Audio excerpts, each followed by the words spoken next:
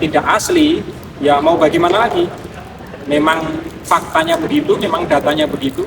Karena lagi-lagi ya kami ingin mengajak kepada siapapun, khususnya alumni Universitas Gadjah Mada, untuk menjaga nalar berpikir ya, ilmiah.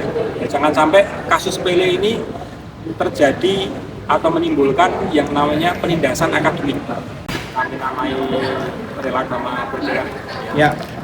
alumni bersatu, suara kejujuran, karena sampai saat ini hanya karena persoalan yang sepele, remeh-temeh, persoalan yang sederhana, tapi ternyata menjadi polemik yang nyaris seolah-olah tidak berkesudahan dan berkepanjangan. Energi bangsa kita, Indonesia Raya tercinta ini, terkuras, teralihkan hanya ke persoalan yang remeh-temeh, hanya karena satu hal, ketidakjujuran. Sehingga kami dari gabungan teman-teman alumni Universitas Gadjah Mada yang kemudian menamakan Rela Agama, kami mengajak kepada teman-teman di komunitas kami ya, di grup WA, itu untuk mengadakan langkah nyata, tidak hanya sekedar diskusi di medsos ya, di grup WA, tetapi bagaimana kita berkontribusi untuk menyelesaikan masalah ini.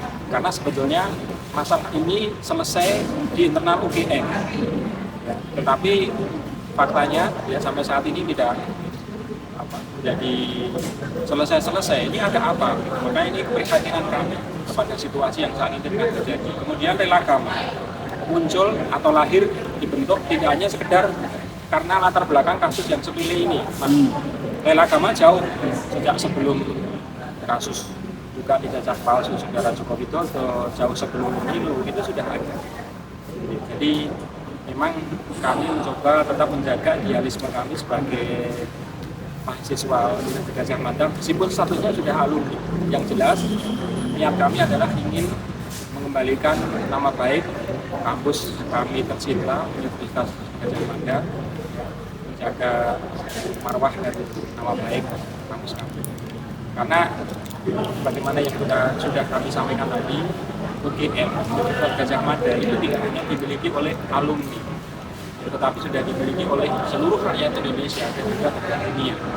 Jadi kalau hanya soal yang sepele remeh-temeh seperti ini, ya UGM tidak bisa menyelesaikan masalah ya, berdasarkan kaidah ilmiah, akal sehat, kejujuran, maka sama saja dengan mempertaruhkan harga diri bangsa Indonesia. Demikian. Ya, Mas Bangun. Sebenarnya sejauh mana sih, Pak, Mas Bangun, kalau kita lihat di media sosial kan sebagaimana disampaikan Bareskrim, fotokopi ijazahnya Pak Jokowi kan sudah ditunjukkan tuh melalui layar. Nah, bagaimana tanggapan di antara alumni nih Mas Bangun nih? Karena Mas Bangun kan melihat ada grup alumni.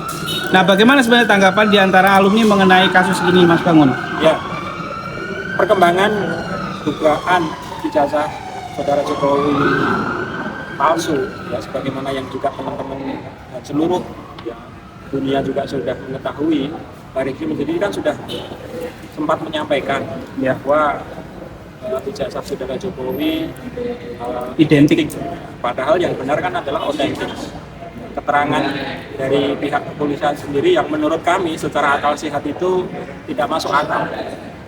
Apalagi setelah ya kita semua juga sama-sama ketahui bersama, ya, Pak Rektor menyampaikan bahwa ternyata di UPP Universitas Pasar Pramuka itu ternyata menjadi produsen ya, untuk ijazah palsu. Nah, ini kan sebetulnya menjadi sesuatu yang kemudian kami tidak bisa tinggal diam. Bukannya kami ingin mengganggu ya proses yang sudah berlangsung ya. Tapi kami mencoba untuk mengambil sikap ya. Itu adalah hak kami sebagai alumni untuk bersuara.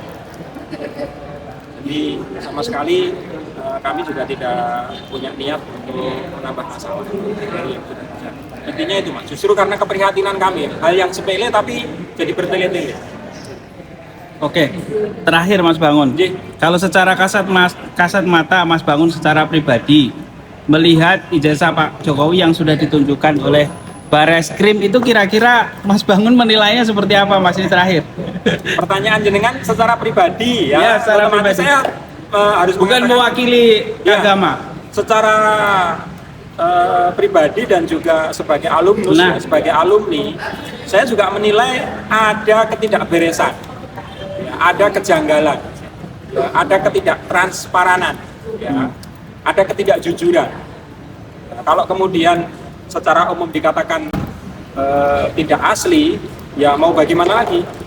Memang faktanya begitu, memang datanya begitu, karena lagi-lagi ya kami ingin mengajak kepada siapapun khususnya alumni Universitas Gadjah Mada untuk menjaga nalar berpikir ya ilmiah. Ya, jangan sampai kasus sepele ini terjadi atau menimbulkan yang namanya penindasan akademik.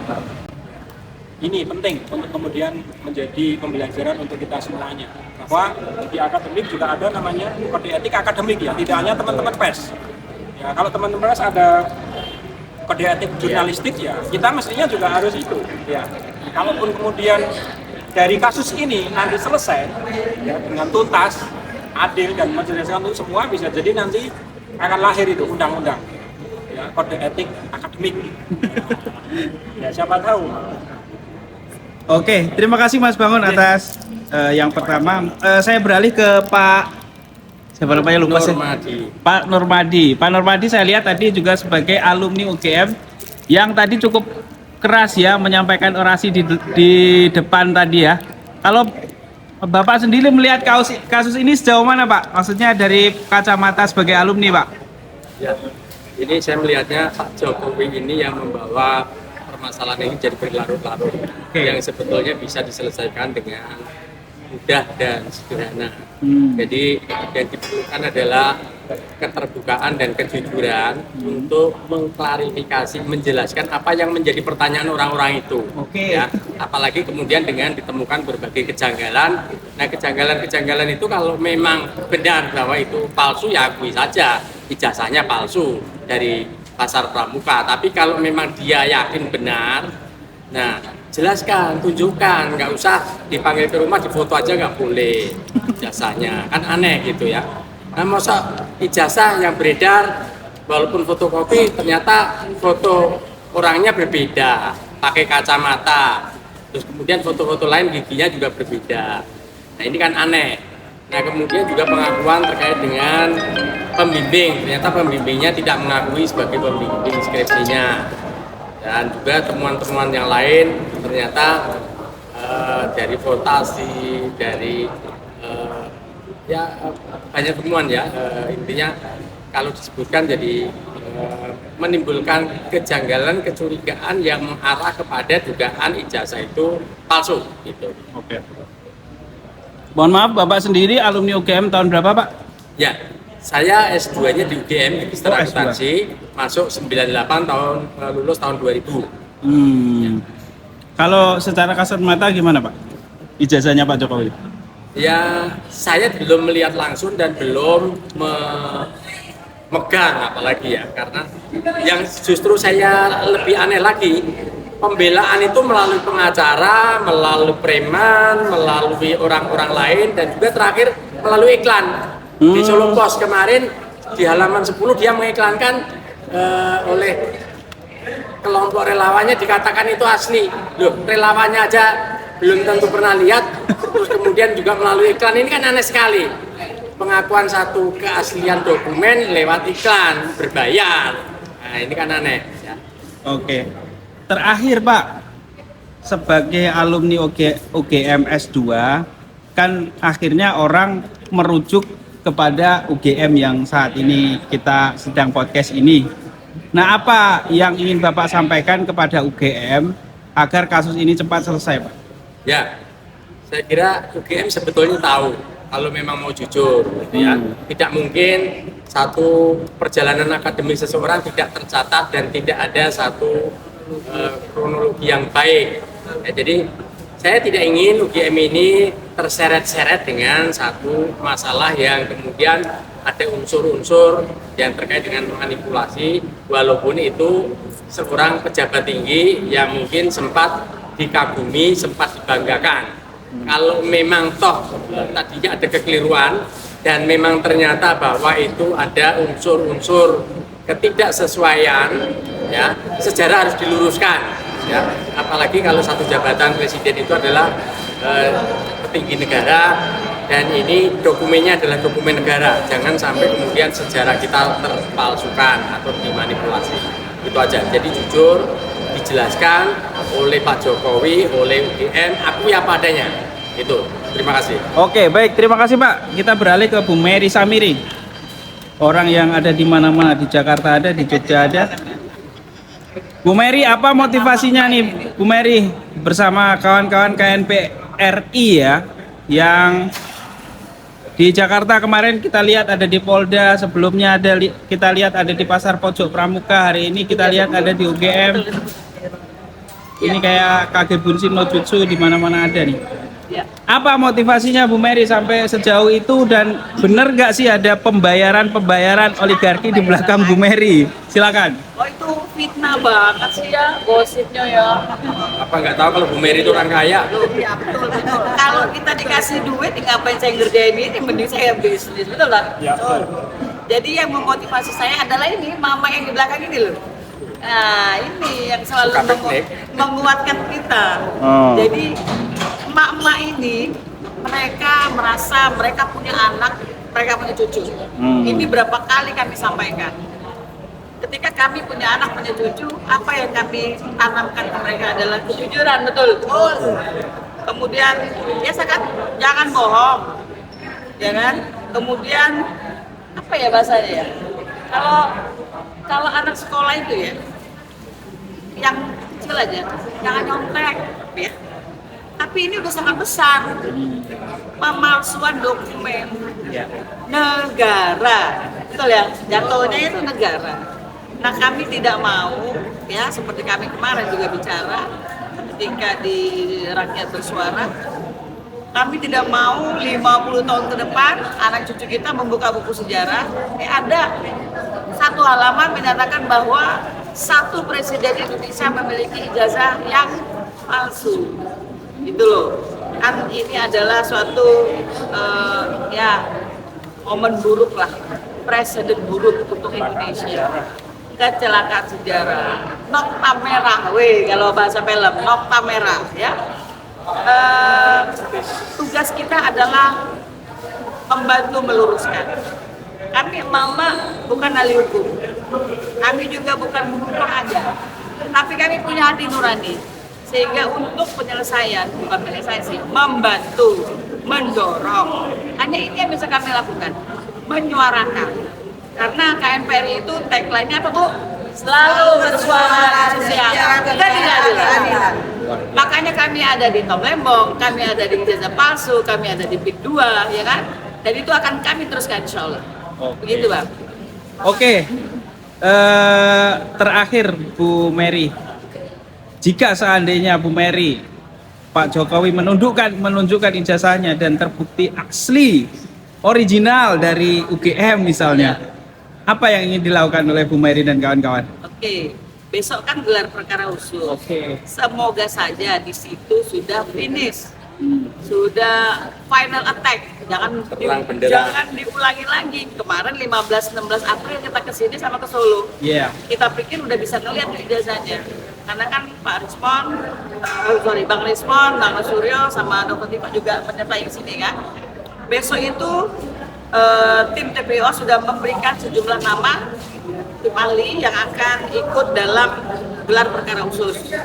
Begitu juga dari pihak Pak Jokowi sudah juga.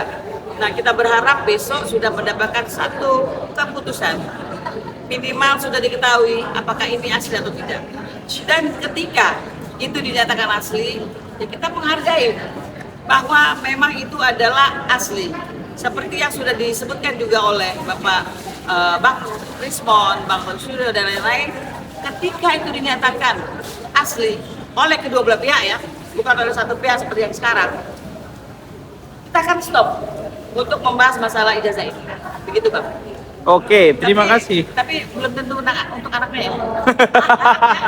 Ya udah, kalau gitu terakhir tanggapannya. Beda. Beda itu. Kayak film ini berarti berseri ya, bersambung. Ada seri berikutnya itu. Power of Jadi kita tetap jalan bang.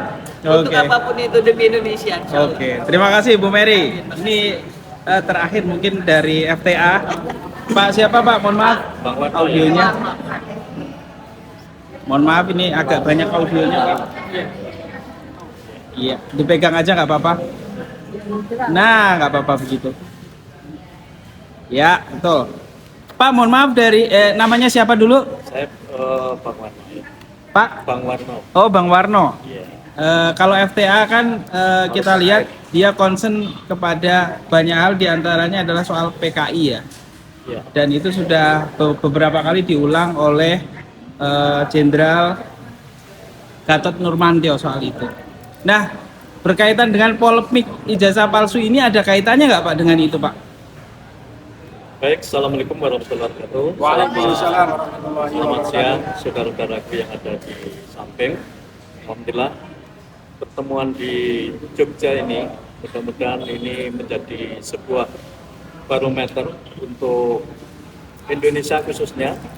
Kita hari ini menyuarakan satu misi bahwa kita sudah meyakini di 10 tahun akhir ini yang tentunya warga negara berkuras pikirannya, apalagi menjelang akhir-akhir dan saat ini belum tuntas, yaitu terkait dengan diindikasikannya ijazah Jokowi yang palsu. Tentunya kalau kita mengingat bagaimana pergerakan PKI di 65 yang lampau, tentunya indikasi-indikasi ini tidak terlepas dari mereka-mereka yang tentunya ingin bagaimana Indonesia ini tidak stabil, tidak stabil ekonominya, politiknya, dan semuanya.